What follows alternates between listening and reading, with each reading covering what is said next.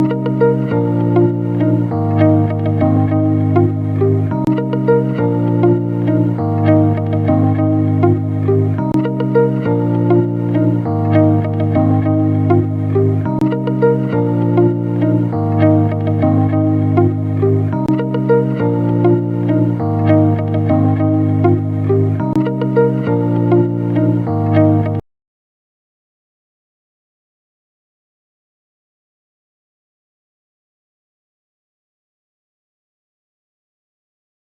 good evening, all the aspirants. Here we have the speaker, Dr. Payel Bose, who is a senior consultant critical care medicine at Medica Super Speciality Hospital, Kolkata.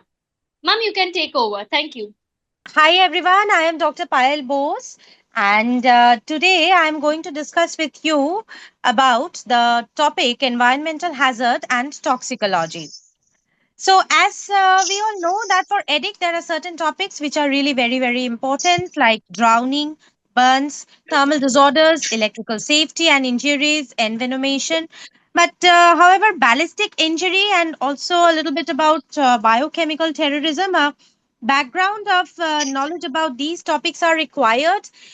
You may get this in EDIC. These are not very common topics for EDIC, but yes, of course, you just prepare it because you may get these topic in your EDIC exam as well. Okay, so next slide, please. Yeah, thank you. So, in toxicology, carbon monoxide, tricyclic antidepressant overdose, paracetamol, opioid, and organophosphorus overdoses. So, these are very important. So, go through the nitty gritties of these toxicology topics because these are really very important. Okay. So, coming to the first question, the following statements are true about drowning. Option 1, drowning is the second leading cause of unnatural death after road traffic accidents. Okay, so of course it's true. Second part is the diving response occurs due to cold water stimulation of the ophthalmic division of the trigeminal nerve. So this again is anyone would like to answer? Anyone would like to answer? True or false? It's True, true, I right? think. So why is it so? Because as you see, this diving response, this actually leads to apnea, generalized vasoconstriction and bradycardia, which results in shunting of the blood to heart and brain, right? So option 3, it's unusual to find little or no fluids in the lungs of a drowning victim. Number 4, there are significant clinical evidences evident between the patients who have been submersed in salt water as compared to fresh water affecting outcome. Is it true or false? Anyone? True. See, submersion in salt water as compared to fresh water. It is not thought to make a significant clinical difference in outcome. Okay? So, salt Okay. water and freshwater drowning doesn't affect outcome much, right? Option 5. Major electrolyte abnormalities secondary to aspiration of large volume of fluids are common after drowning. True or false? True. Who is answering? May I know?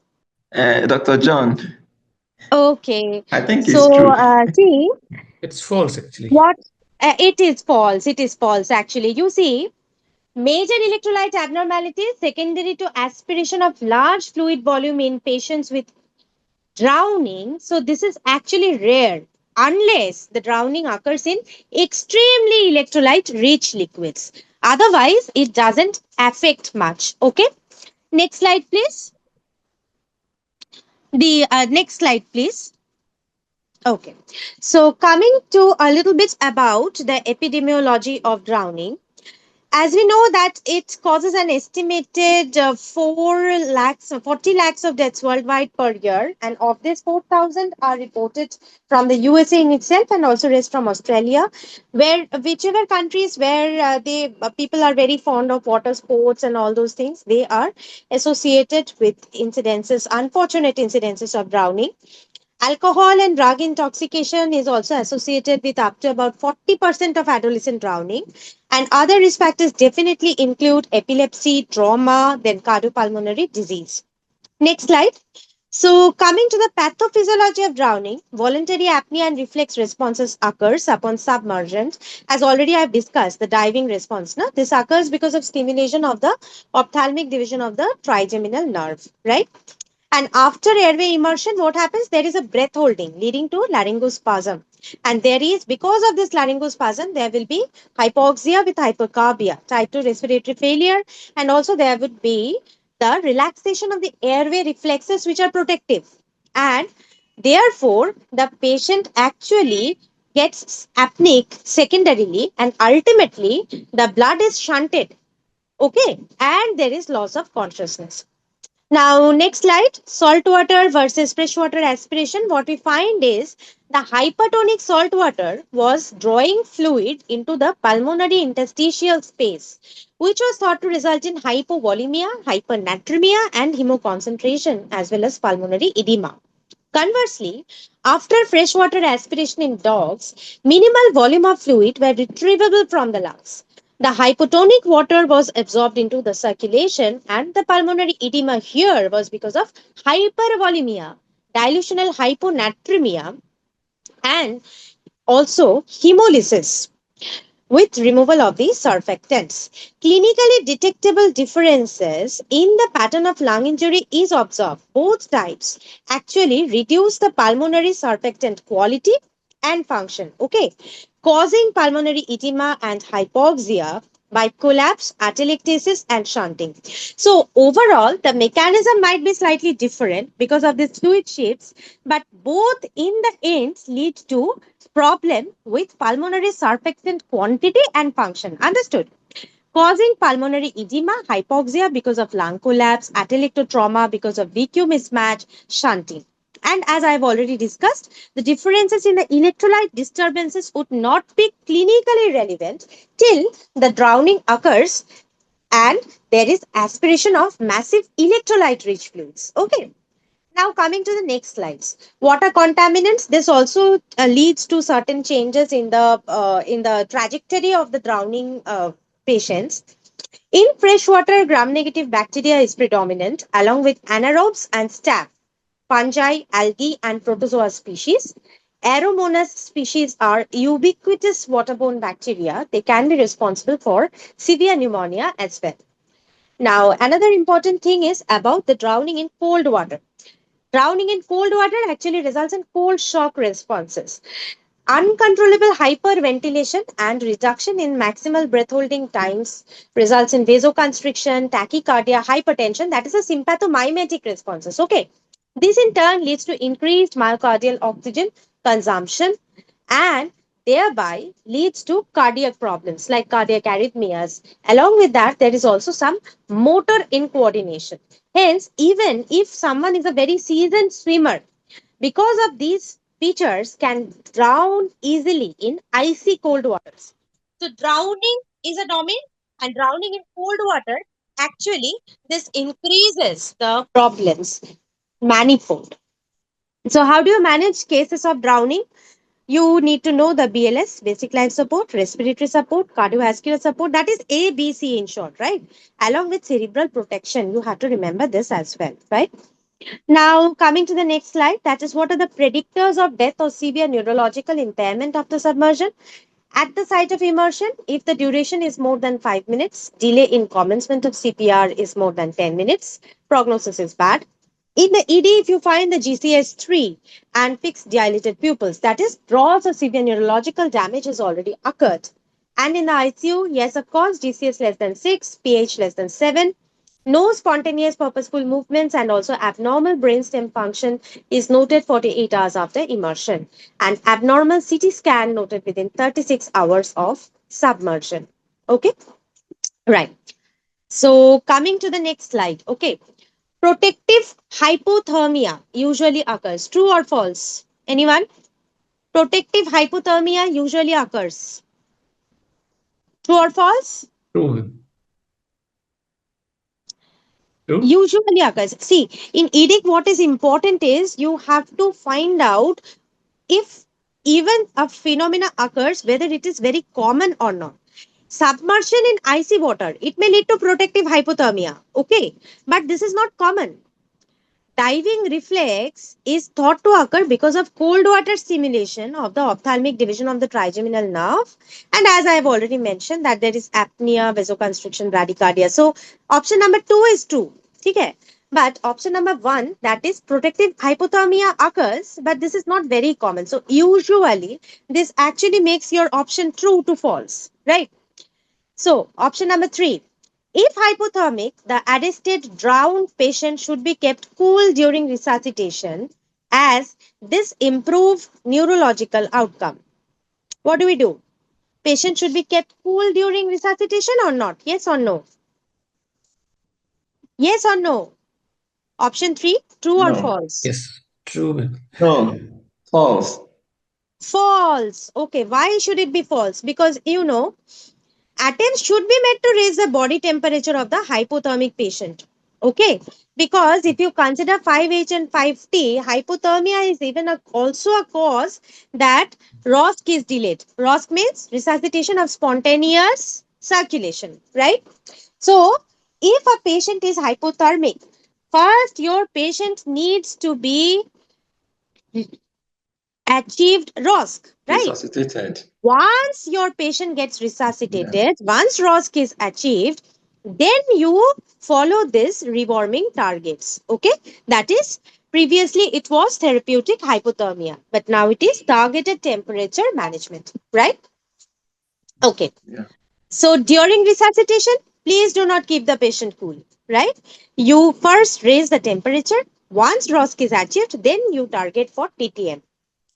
Next, option number 4. 5 rescue breaths should be delivered when commencing cardiopulmonary resuscitation. Yes, of course, rescue breaths should be given, right? Immersion time should be considered in the decision whether to continue or cease resuscitation. Yes, this needs to be considered because, as we noted from our previous slide, that is, if the time is more than 5 minutes, it's a poor prognosis. And if immersion time is more than 10 minutes, this definitely indicates a prolonged asphyxia. Next slide, please. Yes. A 45-year-old man is extricated out of the local canal after drowning. He has severe hypothermia. Which of these features would be expected on his ECG? Number 1, a negative deflection at the junction of QRS and ST segment of the chest leads. Number 2, atrial fibrillation. True or false? Atrial fibrillation? Come on, you need to True. answer. This is an interactive class, right? Okay. Yeah. I think it's Yes. false. Number 3, short PR interval. True or Yeah. false? True.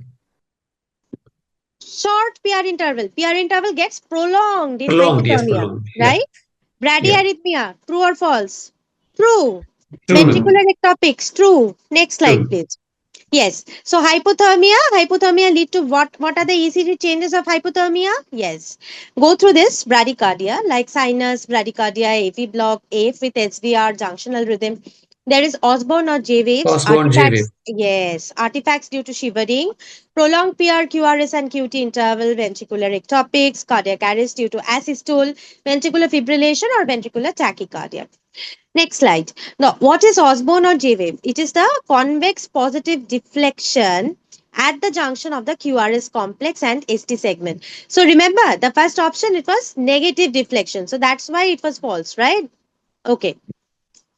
So Osborne or the J waves, this is usually mostly prominent in the precordial leads or the chest leads, suggestive of hypothermia and appears at temperature less than 33 degrees Celsius. However, the J waves actually are not very much pathognomonic of hypothermia only because it can be seen in subarachnoid hemorrhage in case of TBI, traumatic brain injury, and also in cases of hypercalcemias, right? Calcium more than 11, and also in cases of intracranial hypertension. The J wave, it might be a normal variant as well. Next slide, please. So you can see these are some of the ECG changes related with hypothermia. Next slide. Next slide. Yeah. Okay. Next slide again. Right. Yeah. So 19-year-old male brought by ambulance to the emergency department after a near drowning episode in which he was caught in the riptide. Rescuers extracted him from the water within 20 minutes. On the scene, he was coughing and mildly confused. On arrival to the ED, he is found to be awake and alert with initial oxygen saturation 85% in room air. Supplemental oxygen is administered via aerosol face mask at 10 liter per minute. And after 30 minutes, his oxygen saturation rises to 90%. He remains awake, he's not in distress. So, what is the next best step in management? Next slide, option A. Saturation 90% is sufficient. Trial him off face mask in preparation of discharge from ED. Option B. Use Heimlich maneuver to extract additional fluid from lungs. Option C. Intubate and perform bronchoscopy to clear the aspirated fluid. Option D. Initiate NIPPV such as BiPAP. So, true, false? Tell me. Option A. So, is the False. oxygen saturation sufficient? 90%? Is it False. sufficient? No. True or false? False. False. False.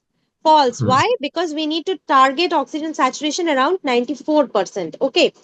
Number two, Heimlich maneuver. What about Heimlich maneuver? What do we do? False. True, False. ma'am. Heimlich maneuver indicated for foreign bodies only, right? Option Yeah. C. What do we do? Intubation. Should we intubate? False. No, ma'am. Intubation can be considered in near drowning patient if the neurologic status is reduced, and also there is a concern for maintenance of the ability or the ability to maintain the airway, if there is absence of protective airway reflexes, or if the patient is persistently hypoxic. Mane the saturation is less than 90% or PaO2 is less than 60 mmHg. Okay. So in this situation, what do we do? First, you give supplemental oxygen, target saturation more than 94% or PO2 more than 60. But if it is not sufficient, then you may initiate the NIPPV. If NIPPV fails, then only go for intubation. Clear? Next slide, please. Next one. Next one. Yes, thank you. So, next question is a 34-year-old woman, female, fell off a dam into a lake while intoxicated. She was extracted approximately 10 minutes after the incident and she is unresponsive at the scene. Rescue breathing initiated by onlookers. On EMS arrival, she has a pulse and a respiratory rate is 10. Supplemental oxygen is administered and she is brought to the emergency department. On arrival, her GCS is 8 and her oxygen saturation is 85% on 15 liter NRBM. She is intubated. Again, which of the following is true regarding fresh versus saltwater drowning? Option A. Patient who suffer near drowning in salt versus fresh water should be managed similarly. True or false? Come on. True. True. True. Should be managed similarly. Right? We discussed it Yeah. already, right? Okay. Yeah. Yes. So, saltwater ingestion results in hyperosmolar load and patients benefit from desmopressin administration. True or false? True, ma'am. False. So, true or false? False, not indicated, right? We have read this. Freshwater ingestion results in hypoosmolar load and these patients benefit from diuresis with furosemide. True or false? False, right? No False. role. Yes. Patients with saltwater ingestion are more prone to developing pneumonia. True or false? True or False. false? False, ma'am. Yes. False. There Yeah. is no significant differences clinically. We have already read this, right? Okay. Yep. Yeah. Between fresh and saltwater poisoning with regards to future pneumonia. Okay. So, next slide, please. Next one. Yeah. So, therapeutic hypothermia after cardiac arrest. Option A directly decreases intracranial pressure. True or false? True. True. True. Good. That is the indication of doing therapeutic hypothermia previously and now targeted temperature management, right? Our aim is to reduce the ICP so that secondary brain injury is prevented. Okay. Option B promotes intracellular movement of calcium. True or false? False. False. False. Why is it so? Because Therapeutic hypothermia or maintenance of normothermia, actually, what does it do? It limits the reperfusion injury, right? Reduces By metabolic reducing the rate. calcium flux. Okay. Option C may cause the appearance of delta wave on the ECG. True or False. false? Of course, False. false. Where do we find delta waves? In WPW. severe hypothermia.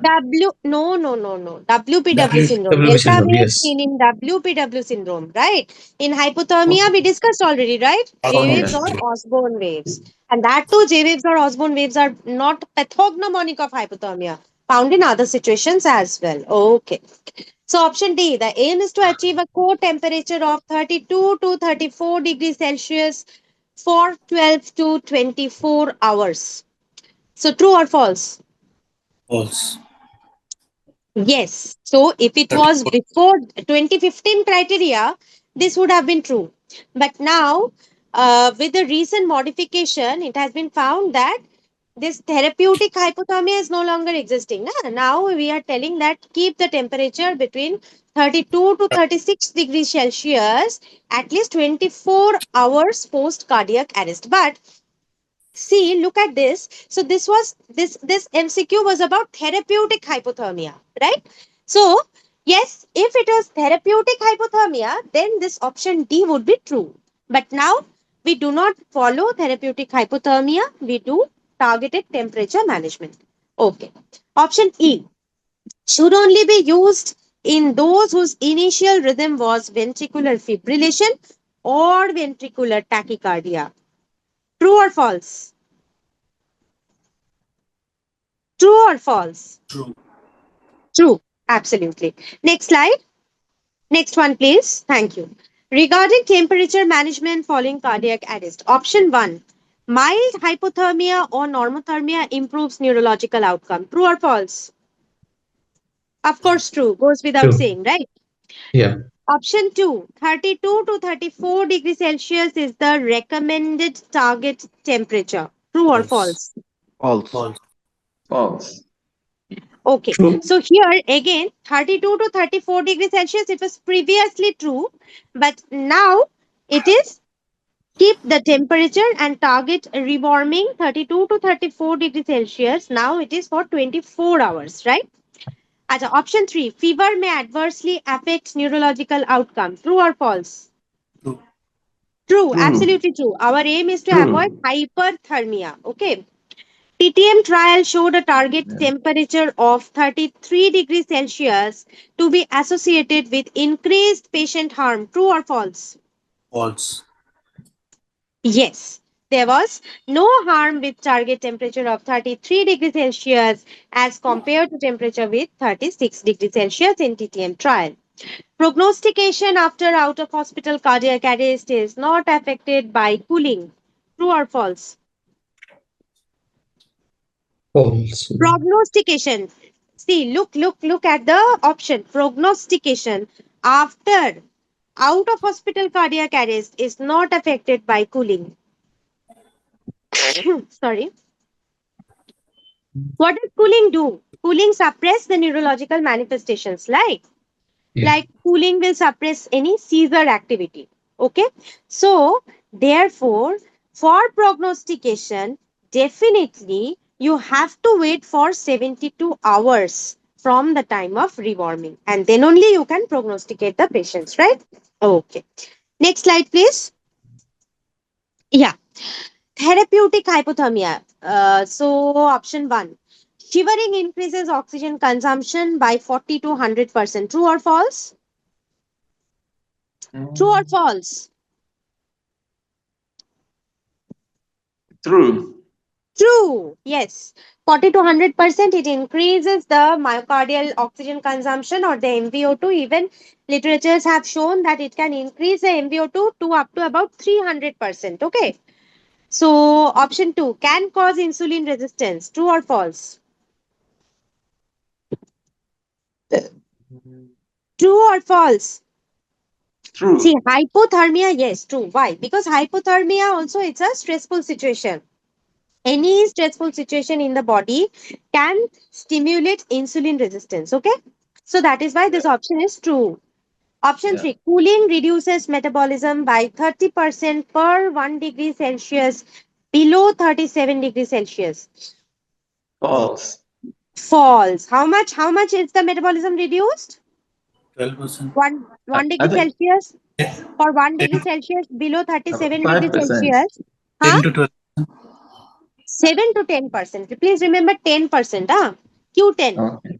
So it is 7 to 10% reduction of metabolism per 1 degree Celsius temperature below 37 degrees Celsius. Okay. Option 4. Risk of VT arises at temperature less than 32 degrees Celsius. True or false? True. False. False. False. Who said false? Who said Me, false? me, ma'am. Hello. Who said Me, false? my pal, ma'am. I said false, but because I False, think ma'am. you need a False. much lower temperature to have Yes, very good, very good. So, at EDIC. which temperature is VT caused because of hypothermia? Body core temperature less than how much leads to VT? 27. 28 to 30, roughly. Okay. Yes, if you say 27, it is correct. Okay. Anywhere less than 28, it leads to VT. Okay. Option 5, good. Option 5, myocardial contractility reduces in most of the patients. True or false? True. True. Now, this is a very tricky question. You see, again, what you find here is myocardial contractility. Yes, of course, it reduces. But here, the catch is most patients. Okay. In majority of the patients with hypothermia, initially myocardial contractility will increase. Okay. So this is actually a little bit confusing option. But if it was not, if this most word was not there, you could definitely have said that this is true. But the option stands as false here. Next slide. Next slide, please. Burn. Okay. So this is again another important topic of temperature regulation in critically ill patient. Coming to burn, it's an environmental hazard as such. So first question. During the resuscitation of the patient with major burn, option 1, early intubation is usually difficult if there is head and or neck involvement. True or false? True. False. False. Why is it so? Why is it so? Early intubation may not necessarily Yes, be because early difficult. intubation there is no edema, na? So that is why it is said please do elective intubation. Okay? Because later on there can be airway edema and the airway might become potentially difficult. Option 2, suxamethonium can be used safely for intubation. True or false? False. True in initial period. True or It can false? It cause can be it False. can safely cause used for intubation. hyperkalemia. It is No. safe to use suxamethonium in the first 24 hours of burn. Okay. But after 24 hours of burn, there is generation of the extra junctional acetylcholine receptors. So that is why hyperkalemia may be produced after 24 hours if you use suxamethonium. Okay. Now, option 3, Parkland formula can be used to predict fluid requirement for the 24-hour period after presentation. True or false? False. No. False. False. It's used for Okay. the first 24 hours Yes, okay. So, fourth of option, presentation. early broad spectrum antibiotic should be administered in all burn patients. True or false? Early broad True. spectrum antibiotic. True or false? False. False. No role of early prophylactic broad spectrum antibiotic. Okay. Because in burn there is first SARS response, right? So patients who have sustained full thickness burn will not require analgesia. True or false? For False. True. full True False. or thickness. false? True. True. See, one thing is important, full thickness burn. Okay. So, full thickness burn patient usually they are painless. Why? Because there is nerve destruction. But full thickness burn may not always be with full thickness burn only. Some areas there might be partial thickness burn. So, yes, it will not absolutely require analgesia. This is not true. Okay, sometimes there might be combination of partial with full thickness burn. So optimum titrated or judicious analgesia would be the answer. And so this option number 5 becomes false. Okay, so come to the next slide, please. See, because of time restraint, I am not going into very much details. Pathophysiology of burn, please go through these things. Clinical management, you definitely have read. Okay. So come to the next question. Please switch on the slide. Next one. Next one, please. Next slide, please. So this you can see now the rule of 9 or the Wallace's formula, and it differs slightly in case of children. Okay. Please go through these formulae. Now, coming to the next question. When managing burn, the extent of burn injury can be assessed using the rule of 7. True or false? Of course, it is false, right? We discussed. It is Wallace's rule of 9. Option 2. The Parkland formula states that 4 ml colloid solution per kg body weight multiplied by percentage of TBSA burn should be given in the first 24 hours. True or false? False. Why? Why It's false? crystalloids. Yes, it should not never be colloid, right? And also the fluid, this fluid should be given in the initial 24 hours from burn injury, with half given in the first 8 hours and the remaining half over 16 hours. Option 3, nutritional supplementation with trace elements reduce morbidity and length of stay. True or false? True. True. Okay, true. Yes. Okay. Next option 4. Parenteral nutrition should be started early if there is failure of enteral feeding. True or false? Is there any benefit False. of early parenteral solution? False. Okay, okay. Management may include the use of urinary acidification. True or false? Urinary False. False. acidification. False, of course. Okay. Urinary alkalinization may be beneficial if there is burn related Rhabdomyolysis. rhabdomyolysis, myoglobinuria. Next slide. Okay, next one. Next one, please. Yes. So, following burn injury, number 1, cardiac output reduced immediately. True or false? False. False. No, true, true. Cardiac output is immediately reduced. Now, SBR, PDR, these are increased. There is hypovolemia and increased blood viscosity. Thereby, this reduces the cardiac output immediately. Option 2, edema formation largely complete after 24 hours. True or false? True. Okay. Number 3, there is an immediate increase in metabolic rate. True or false? True. True. False. True. Because this hypermetabolism occurs from day 3 onwards. Okay. Option 4, drugs which are renally excreted will accumulate. True or false? Initial phase, what will happen? In burn patients, renal blood flow and creatinine clearance will increase till 48 hours, just like sepsis. Okay, augmented renal clearance. And after 48 hours, it will start going down. So then the drugs will begin to accumulate. Now, option 5, free fraction of benzodiazepine in plasma will increase. True or false? True or false? True. Because no False. renal. True, true, true. Why? No renal. Because serum albumin level will drop, right? Yeah. In burn patient, albumin level will drop. There is intrinsic intravascular intracompartmental shift, fluid shift. Albumin level will drop. Therefore, benzodiazepine, which is normally binding to albumin, this will show an increase in the free fraction. Okay? So, yes. So, what will happen? Free fraction of benzodiazepine will increase. Next slide, please. Next one. Next one. Yes. Okay. So, concerning the recreational drug toxicity. Option 1. Dantrolene may be used for acute hyperpyrexia caused by ecstasy. True or false? True. True. Okay. Option 2. Cocaine abuse should be considered in any young person presenting with acute chest pain. True or false? True. False. True. True. True. True. True. True. Young person, acute chest pain, please do consider cocaine abuse, take history, then correlate with the clinical symptoms, right? Okay. Next one, chlordiazepoxide may be effective for acute alcohol withdrawal. True or false? True. True, False. okay. Option 4, dilated pupil hypotonia, hyporeflexia may occur in children following accidental ingestion of cannabis. True or false? False. Instructed people. False. False. False. Why do you say false? Why do you say false? Hyperreflexia.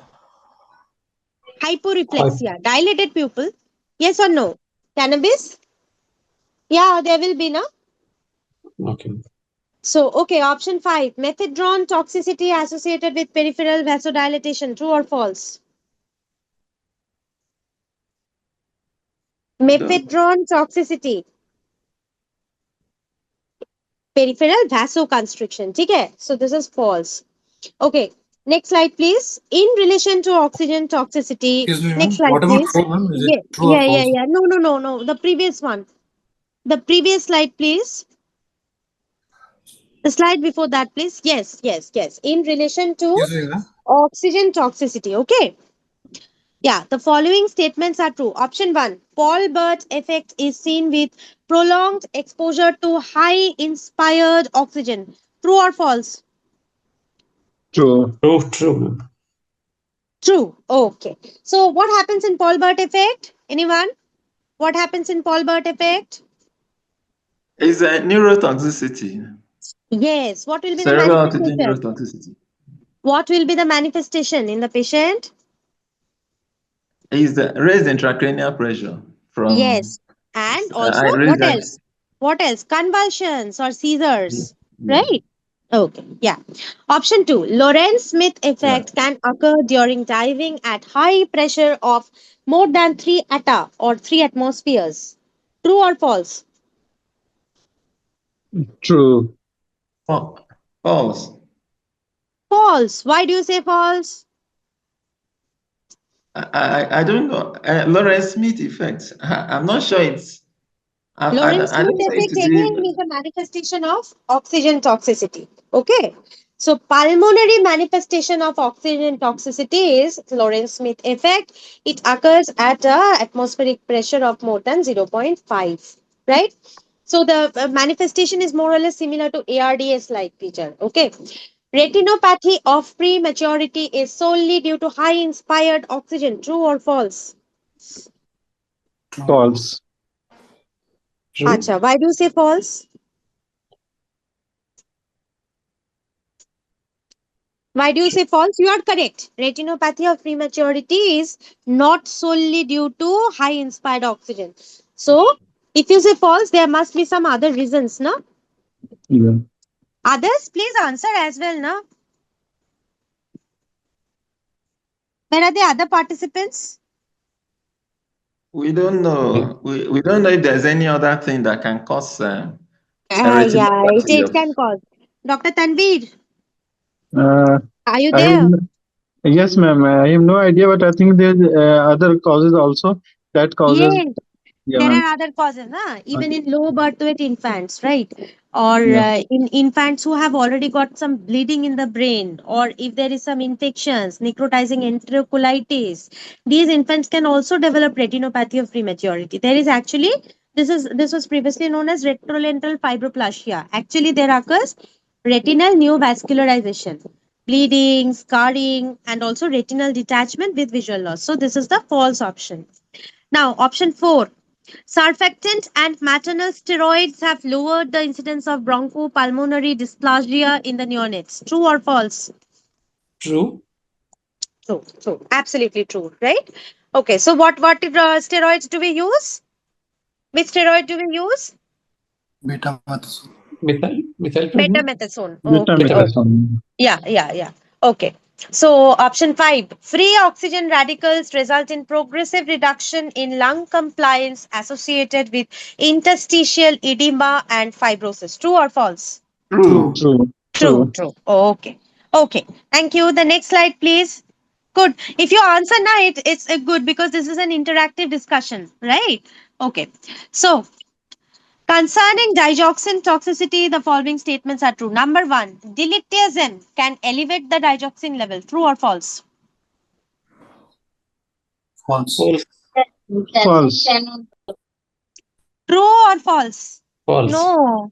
We False. don't. False. Diltiazem can actually lead to raised digoxin level. Okay. It is true. Option 2, acute digoxin toxicity, hypokalemia is common. True or false? True. False. False. Acha, who said True. false? Actually, digoxin toxicity causes hyperkalemia, but digoxin toxicity associated with hypokalemia. So, Very good, if very you good. Who is this who answered? Tanveer, Tanveer. Okay, very good, Tanveer. You're absolutely correct. Hypokalemia is one of the triggering factors for acute digoxin toxicity. But in acute digoxin toxicity, hyperkalemia actually occurs, right? Okay. So, option 3, yellow green distortion is the commonest visual deficit seen in digoxin toxicity. True or false? True. True, True. true. This is also known as xanthopsia, yellow green or yellowish distortion of the vision. Okay. Option 4, downward sloping of the ST segment and inverted T waves are ECG findings indicative of digoxin toxicity. True or True, true, false? True. true. True. What is the other name of this change? Invert stick sign. Reverse tick pattern or Invert. inverse mustache pattern, right? Okay. Yes. Option 5, a serum digoxin level more than 10 mg per ml in adult at steady state, that is 6 to 8 hours after acute ingestion or at baseline in chronic toxicity, is an indication for the therapeutic use of immunotherapy with digoxin fab fragments, that is digibind. True or false? False. Actually, it's not indicated at particular concentration. Hmm. We should manage the clinical toxicity, not only concentration. Okay. So yes, if see this is a slightly tricky option again. Okay. You are correct in saying that we should manage it clinically. Having said so, these levels, that is 6 to 8 hours after acute ingestion, if this level is more than 10 mg per ml, this is also an indication. If it was written as absolute indication, okay, then you would say that this option is false, right? So as absolute is not written, this means true. This option will become true. Okay. Next one. Okay. Next slide, please. Yeah. So indications for hyperbaric oxygen therapy include the following: 1, acute blood loss; 2, carbon monoxide poisoning; 3, intracranial abscess; 4, decompression sickness; 5, clostridial myositis. All except All one. true. Very good. All except one. Okay. Okay. So next slide, environmental hazards and toxicology. There are some time constraints, so I cannot go into very much details of all these topics. But of course, you will go through the definition. What are the types? Okay. What are the types of the that is in toxicology? Mainly, you have to deal with the toxidromes, right? Next one slide, please. Like in anticholinergics, now you remember the mnemonic: mad as a hatter, blind as a bat, dry as a bone, red as a beet, hot as a pistol. Okay. Aja. Next slide. Again, what are the treatment for overdoses? You have to know. Next slide, please. Sympathomimetics. So please go through the details of the symptoms and also the toxidrome. Toxidromes will actually guide you to the treatment. Okay. Please pass on. Next slide. Opioids. Next one is cholinergics. Okay. Next one is diagnosis of poisoning. Come to the next one. Yes. Keep this slide. Okay.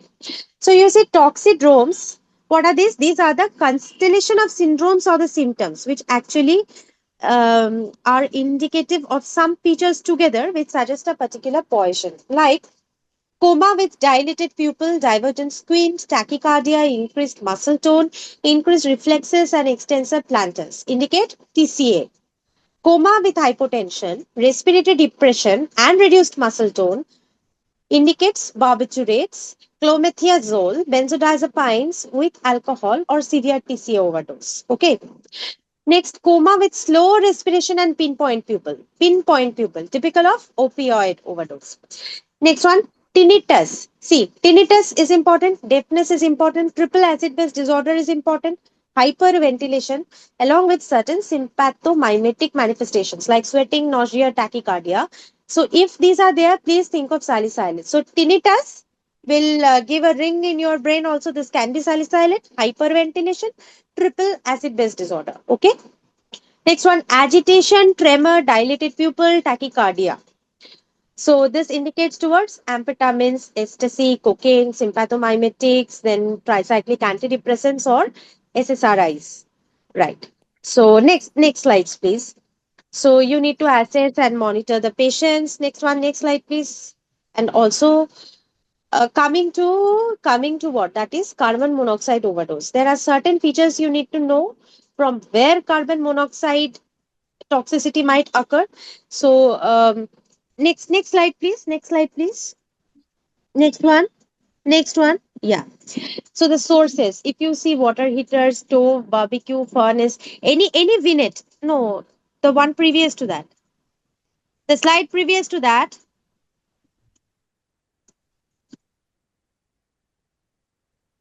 The slide previous to, yeah, thank you.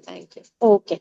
So if you find that such things are mentioned in your case vinet, please think that there might be carbon monoxide poisoning associated, like water heater, stove, dryer, barbecue, furnace, fireplace, car, portable fuel fire generator. Okay. Next slide, please. Okay. Thank you. So these are the clinical manifestations. Next one, next slide. Again, a sort of graphical representation of what can be the manifestations. The next slide.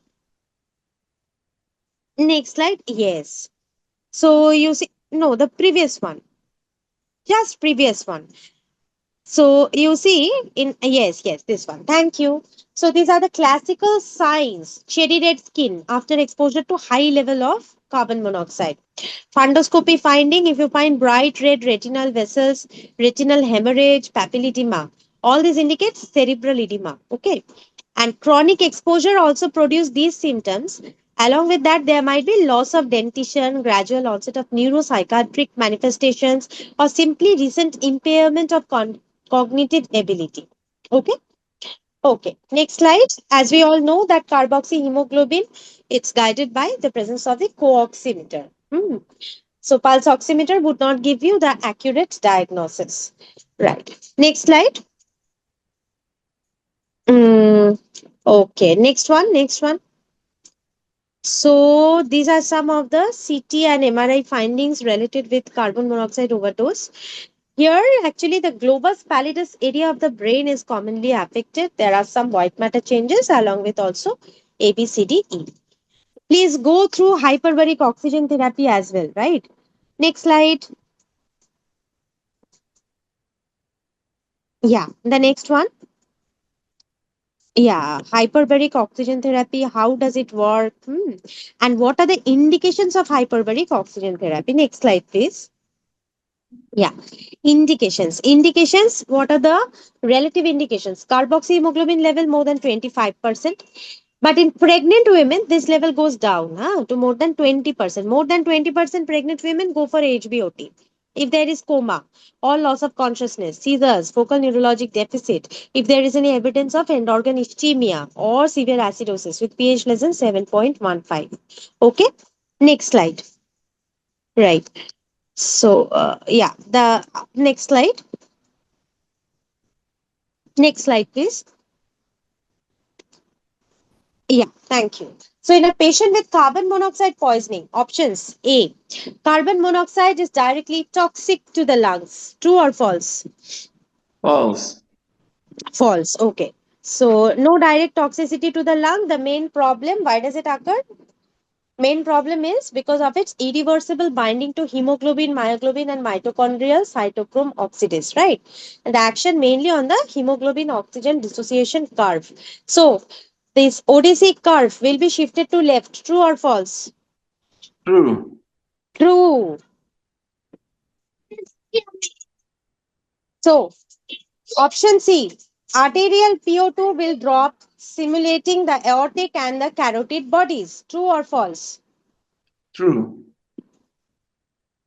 True or false? It is It's true. The arterial okay. PO2 level will drop. Yes. Explain, please. Will the arterial PO2 drop? What will happen in carbon monoxide poisoning?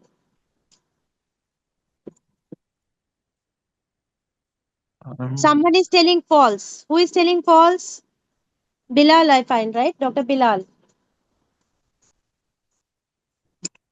So this is true or this is false?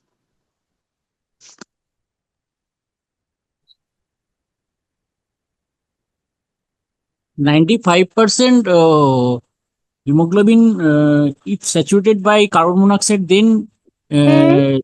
SpO2 will fall. Otherwise, SPT will remain normal in carbon monoxide. Yes, so that is why we cannot assess by the pulse oximeter, no, the carbon monoxide overdose. We need the co-oximeter. Okay. So normal elimination half-life of carbon monoxide is 2 hours. True or false? False. The elimination time of carbon monoxide is approximately 4 hours in air, right? Which is reduced to 60 to 90 minutes if the FiO2 is increased to 100%, and it becomes less than 60 minutes if we use hyperbaric oxygen. Option E, hyperbaric oxygen therapy is contraindicated in pregnant women with carbon monoxide poisoning. This is a very easy option. We have already discussed, right? True or false? Of course, false, right? In pregnant women, there is no contraindication. Okay. Next slide. Yes. So considering inhalational poisoning, option A, carbon monoxide poisoning may present initially with headache, myalgia, and neurological impairment. Option B, cherry red skin discoloration appearance is rarely seen with CO toxicity. Option C, elimination half-life is over 4 hours. Option D, HBOT around 3 ATA for carbon monoxide poisoning should be considered in patients with HbCO levels more than 40%. Elevated lactate and raised anion gap may be suggestive of cyanide poisoning. True or false? All options are? That's I true. think all options are true. Okay, next slide. Next slide. Yeah, thank you. So RRT may be used in the overdose management of A, amitriptyline, B, aspirin, C, lithium, D, diltiazem, and E is metformin. We use RRT for? So we are getting late, so I'll give you the answer. Aspirin, okay. For lithium we use, and also we use for metformin, okay. So guys, please go through pharmacokinetic and pharmacodynamic properties of drugs. It's really important. So next slide. Next one. Yeah, thank you. Amitriptyline overdose. Option A may present with coma and miotic pupil. Option B, sodium bicarbonate. Acha, option A. Tell me the answer. True or false? False. False. Okay, very good. Why is it so? Pupils will Yeah, be because dilated. pupillary Huh? dilatation. Yes, Mydriasis. Mydriatic effect or dilated pupils. Okay. Option B, sodium bicarbonate is used in severe cases to achieve a pH of 7.50 to 7.55. This is easy, right? Yes, this is true. Option C, lipid emulsion 20%, 1.5 ml per kg of body weight may be effective for cardiotoxicity, unresponsive to other measures. True or false? Do we use False. intralipid? Yes or no? Yes No. or no? True, true. We use intralipid, right? Okay. Oh, Option D, mixed overdose with benzodiazepine flumazenil should be given. True or false? This is very easy, right? Do we give? Do we give flumazenil in benzodiazepine with TCA overdose? No, we do not. This is the catch. Why? Because it can precipitate seizures. Please remember, flumazenil is an antagonist of benzodiazepines, right?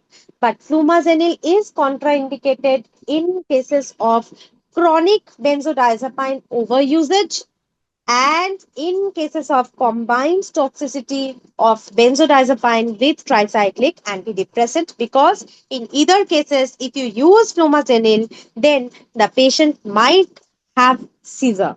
Okay. Option E, cardiogenic shock in case of amitriptyline overdose may be treated with infusion of IV glucagon 5 to 10 milligram followed by infusion. This again is an easy option. True or false? true. True. True. Okay. Very good. So next slide. So next slide. Next slide. Yes. Please remember the names of these TCA drugs: amoxapine, nortriptyline, desipramine, protriptyline. Any one of the drug name can be given, right? These are TCAs. Remember the mechanism of action. Next slide. Cardiovascular manifestations. What are the manifestations? Palpitation, chest pain, hypotension, ECG abnormality, etc. Next slide. Next one. Hmm. Next one, please. Yeah, so CNS manifestation, there can be coma, drowsiness, reduced or altered mental status, convulsion, respiratory depression, confusion. Next slide, peripheral autonomic nervous system manifestations. Also, there can be dry mouth, dry skin, urinary retention, constipation, blurred vision. Next slide.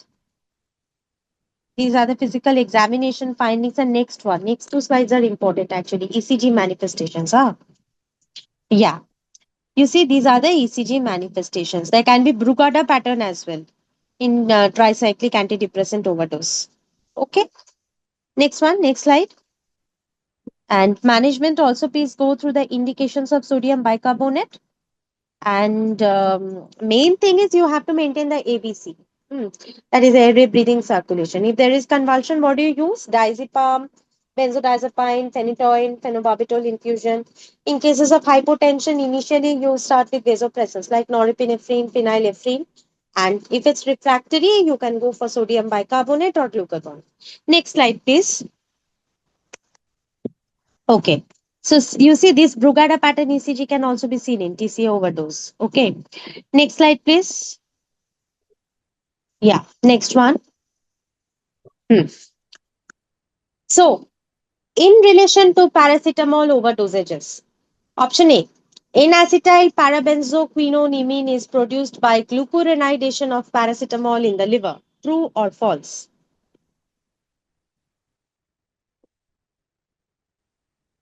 False. Okay. Who said false? I'm the one, John. Okay, Dr. John. So, what do you think? What is the answer? Well, I said false because I think it is when there isn't enough glutathione Hmm. that when the glutathione stores are depleted, that this NAPKI Yes, is yes, yes, yes. produced directly from paracetamol.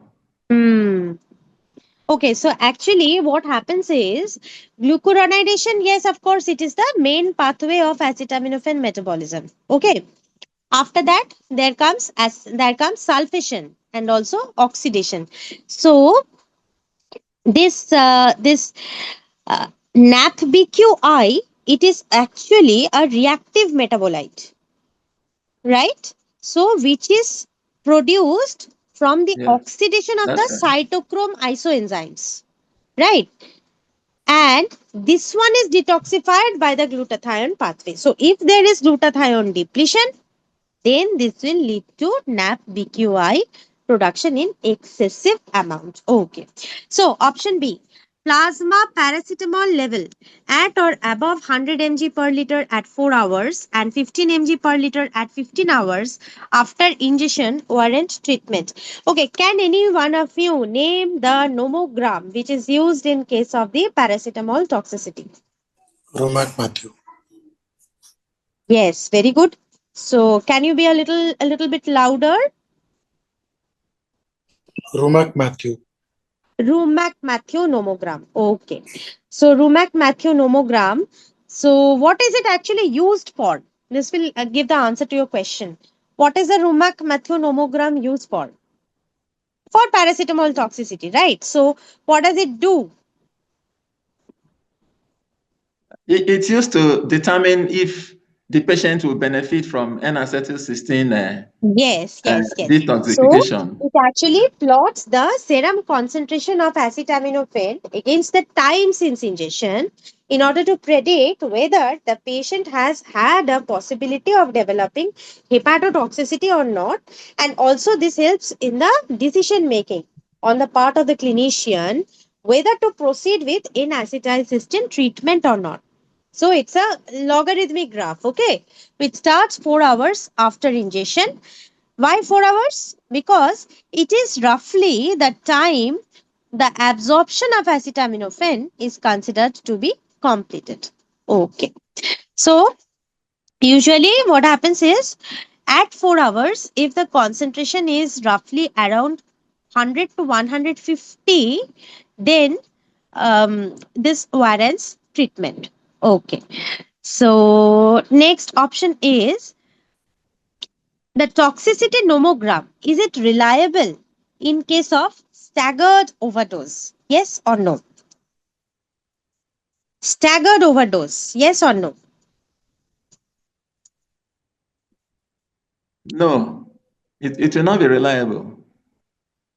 Okay, why do you say so? Why is it not reliable? Because Everyone agrees. the Rumac blood Matthew level nomogram is not will no reliable. longer be Everyone agrees. uniform. Huh? The blood level of paracetamol will no longer be uniform. It will not, Okay. at a time you expect it to be falling, and because a fresh dose of paracetamol, is Hmm. rising in the blood, so it will not be reliable. Okay. So a Rumac Matthew nomogram would not be entirely reliable. Okay. Okay. Next option. Initial loading of NAC 150 mg per kg over 1 hour is recommended. True or false?